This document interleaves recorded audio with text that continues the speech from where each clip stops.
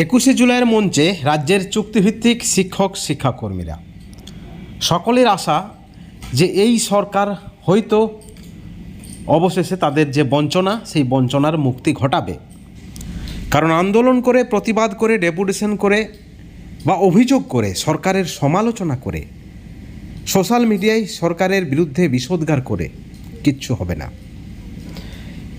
এবং ভালো করেই জানে যারা শিক্ষিত সমাজ, যাদের মাথায় কিছু রয়েছে, কারণ সকলেই হয়তো চুক্তিভিত্তিক শিক্ষক, কিন্তু সকলেই শিক্ষক।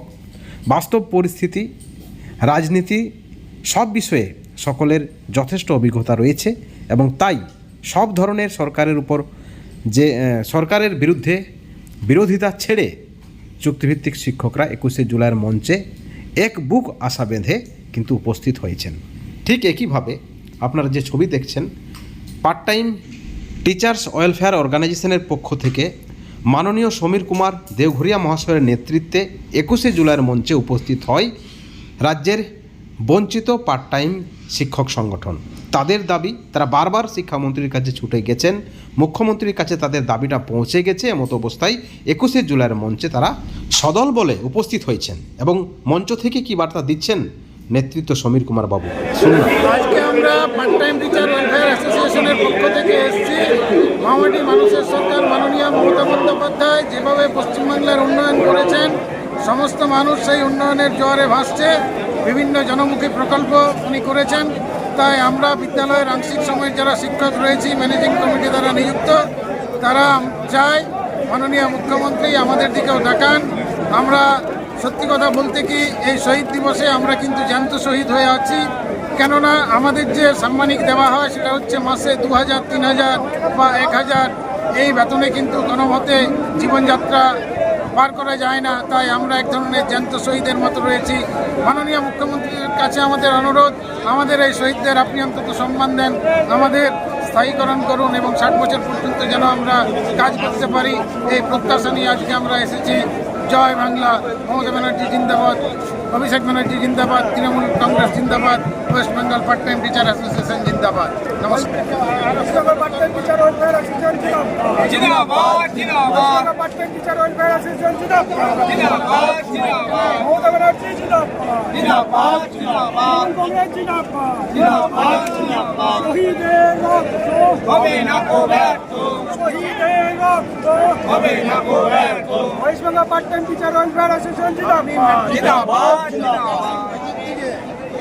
জয় বাংলা, জয় বাংলা, জয় বাংলা। শিক্ষকরা সরাসরি জয় বাংলা স্লোগান দিচ্ছেন।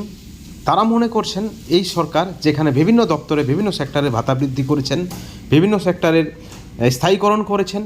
আপনারা যদি দেখেন, মা মাটি মানুষের সরকার, জনদরিদ্র সরকার, লক্ষ্মীর ভাণ্ডার থেকে শুরু করে, বার্ধক্য ভাতা থেকে শুরু করে, কৃষকদের পেনশন থেকে শুরু করে প্রতিটি ক্ষেত্রে যখন কাজ করছেন, তখন তাদের জন্য কেন করবেন না?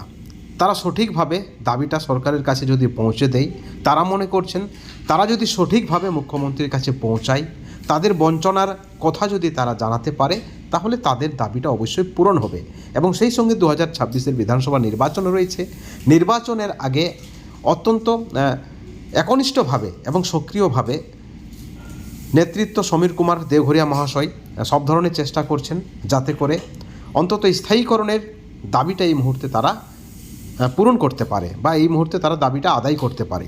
কারণ যে কোনো সময় তাদেরকে স্কুল থেকে হুটহাট বের করে দেওয়া হয়। অত্যন্ত অপমানজনক এবং অসম্মানজনক। ভাতা কোথাও 5000, কোথাও 7000, কোথাও পাই, কোথাও আবার পাই না। তবু তারা সরকারের উপর আস্থা রেখেছেন। এর আসল কারণ হলো যে সরকার ছাড়া কোনো উপায় নেই। কারণ এই মুহূর্তে তাদের চাকরি বাঁচাতে সরকারের সঙ্গেই থাকতে হবে, সরকারের পাশেই থাকতে হবে।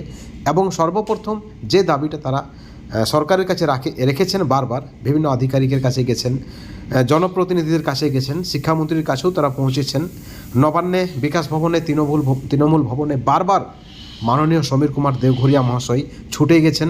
আপনাদেরকে সেই ভিডিও, সেই ছবি আপনাদেরকে আমরা বারবার দেখিয়েছি যে তিনি কোনো ধরনের চেষ্টাই খামতি রাখেননি এবং তিনি যে দাবিটা জোরালোভাবে সরকারের কাছে রেখেছেন সেটা হচ্ছে স্থায়ীকরণ এবং সম্মানজনক একটা ভাতা বৃদ্ধি।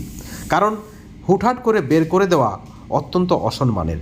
তারা পড়াশোনা করান, ছেলেদের ছাত্রছাত্রীদেরকে পড়ায় এবং একজন স্থায়ী শিক্ষক বা শিক্ষাকর্মীর মতোই তারা কিন্তু সঠিক সময় অর্থাৎ 10টা 30 মিনিটে স্কুলে পৌঁছায় এবং 4টে 4:30 পর্যন্ত স্কুলে থাকে। অর্থাৎ জীবনের মূল্যবান সময়টা তারা স্কুলে দিচ্ছেন, সরকারকে দিচ্ছেন, সমাজকে দিচ্ছেন, রাজ্যকে দিচ্ছেন, রাজ্যের মানুষকে দিচ্ছেন, ছাত্রছাত্রীদের দিচ্ছেন। কিন্তু তারপরও কেন তাদের বঞ্চনা থাকবে? কেন তাদেরকে ম্যানেজিং কমিটি হুটহাট করে বের করে দেবে? কেন তাদের 2025-এ দাঁড়িয়ে 5,000, 7,000, 8,000 টাকাই তারাকে পড়াতে হবে, খাটতে হবে? কারণ পারিশ্রমিক নির্ভর করে পরিশ্রমের উপর। পরিশ্রম যদি বেশি হয় অবশ্যই একটা সম্মানজনক ভাতা বৃদ্ধি তারা দাবি করতেই পারে। কিন্তু এই মুহূর্তে তাদের যে অবস্থা তা কিন্তু অত্যন্তই দুঃখজনক এবং তারা মনে করছেন যে তারা বঞ্চিত এবং এই বঞ্চনার অবসানের জন্য মাননীয় মুখ্যমন্ত্রীর হস্তক্ষেপের প্রয়োজন রয়েছে। তাই মাননীয় মুখ্যমন্ত্রীকে জানান দিতে তারা 21শে জুলাইয়ের মঞ্চে গেছে। আমরা গতবারও দেখেছি তারা 21শে জুলাইয়ের মঞ্চে গেছেন, তাদের ব্যানার রয়েছে এবং তারা মা মাটি মানুষের জয়ধ্বনি করেছেন, বাংলার জয়গান করেছেন এবং তারা সেখান থেকেই দাবিটা রেখেছেন যে তাদের যে দাবি, দুটি দাবি, প্রধান দাবি স্থায়ীকরণ এবং ভাতা বৃদ্ধি করতে হবে। এবং মাননীয় সমীর কুমার দেওঘরিয়া মহাশয়ের নেতৃত্বে তারা সদল বলে ধর্মতলায় পৌঁছায়। সেই ছবি আপনারা দেখছেন এবং সেই ছবির মাধ্যমে তারা সরকারের পাশে রয়েছে, সরকারের সঙ্গে রয়েছে, এই বার্তা তারা পৌঁছে দিয়েছেন। কারণ স্কুলে বাচ্চাদের পড়ানোর পাশাপাশি সাংস্কৃতিক যাবতীয় কর্মসূচি তারা কিন্তু পালন করেন এবং সেই সঙ্গে মাধ্যমিকের খাতা দেখা, উচ্চ মাধ্যমিকের খাতা দেখাও কিন্তু বা পরীক্ষার নজরদারিতেও তারা কিন্তু অংশগ্রহণ করেন এবং সরকারি বিভিন্ন প্রকল্পে তারা কিন্তু সহায়তা করেন। এবং এই কাজগুলি, তাদের যে কাজ, তারা যে ডিউটি করেন, প্রত্যেকটা বিষয় সরকারের কাছে মাননীয় সমীর কুমার দেওঘরিয়া মহাশয় তুলে ধরতে পেরেছেন বিভিন্ন দাবি দেওয়ার মাধ্যমে। বিভিন্ন সময় তারা দাবিপত্র পৌঁছে দিয়েছেন আধিকারিকদের, বিভিন্ন সময় তারা দাবিপত্র পৌঁছে দিয়েছেন নবান্নে, বিকাশ ভবনে, শিক্ষামন্ত্রীর কাছে। এবং আপনারা দেখুন সরাসরি স্ক্রিনে কীভাবে তাদের দুঃখের কথা, তাদের বঞ্চনার কথা তারা বিভিন্ন সময় তুলে ধরেছেন। কোথাও 1,000 টাকা মাসিক ভাতা, কোথাও 3,000 টাকা মাসিক ভাতা, তাও আবার নিয়মিতভাবে দেওয়া হয় না। এবং সেই সঙ্গে সব থেকে লজ্জাজনক, না বলে কিছু না জানিয়ে হুটহাট করে তাদেরকে স্কুল থেকে বিতাড়িত করা, একেবারে ব্রিটিশ শাসনের সমান। একজন শিক্ষকেরও সম্মান নেই এবং এখান থেকেই তারা মুক্তি চাইছেন, এই বঞ্চনা থেকে, এই অপমান থেকে তারা মুক্তি চাইছেন, তারা স্থায়ীকরণ চাইছেন। এবং তার পরিপ্রেক্ষিতে 21শে জুলাইয়ের মঞ্চে তারা সামিল হয়েছেন সরকারকে বার্তা দেওয়ার জন্য যে তারা সরকারের পাশে রয়েছে। এবং part time teachers welfare organisation মনে করছেন যে খুব শীঘ্রই মুখ্যমন্ত্রী তাদের দাবি পূরণ করবে, তাদের বঞ্চনার অবসান ঘটাবেন। বন্ধুগণ, এই ভিডিওর পরিপ্রেক্ষিতে as a part time teacher হিসাবে আপনার কি মতামত, আপনার কি প্রতিক্রিয়া, অবশ্যই আপনারা আমাদের চ্যানেলের কমেন্ট সেকশনে কমেন্ট করে জানাবেন। সকলে ভালো থাকবেন, সুস্থ থাকবেন। Thank you so much.